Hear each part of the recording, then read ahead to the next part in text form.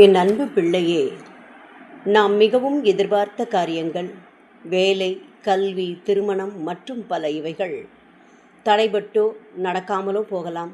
அதற்காக சிறிதும் வருத்தப்பட தேவையில்லை. ஏன்? பாபாவின் பிடியில் நாம் இருக்கும்போது பாபாவன்றோ நம்முடைய காரியத்தை நடத்துகின்றார். நாம் நிகழ்காலத்தை மட்டுமே அறிவோம். ஆனால் பாபாவுக்கு மட்டுமே தெரியும் எதிர்காலத்தில் நமக்கு எது நன்மை விளைவிக்கும், எது நல்லது என்று. அதை மட்டுமே தனது குழந்தைகளுக்கு அளிக்கின்றார். நாம் வேண்டுவதையெல்லாம் பாபா அளிப்பதில்லை. நம்முடைய கர்ம பலனை பொறுத்தே நமது செயல்களில் வெற்றியும் தோல்வியும் அமையும். எல்லாம் விதிப்படி என்று நாம் கூறுவதும் இதைத்தான். ஆனால் மற்றவர்களுக்கும் குருவினிடம் சரணடைந்தவர்களுக்கும் இங்குதான் வித்தியாசம் உள்ளது. பாபாவின் பாதுகாப்பில் இருக்கும் பொழுது கர்மா வலுவிழந்து போகிறது.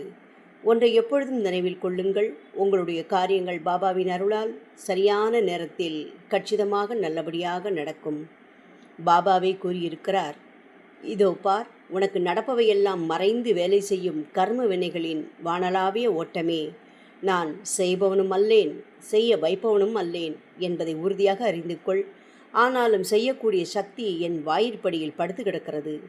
எவன் அகங்காரத்தை அழித்துவிட்டு நன்றி நிறைந்த மனதுடன் என் மீது தன் பாரத்தை போடுகின்றானோ அவனுடைய படகு கரை சேர்ந்துவிடும். ஓம் சாய்ராம்.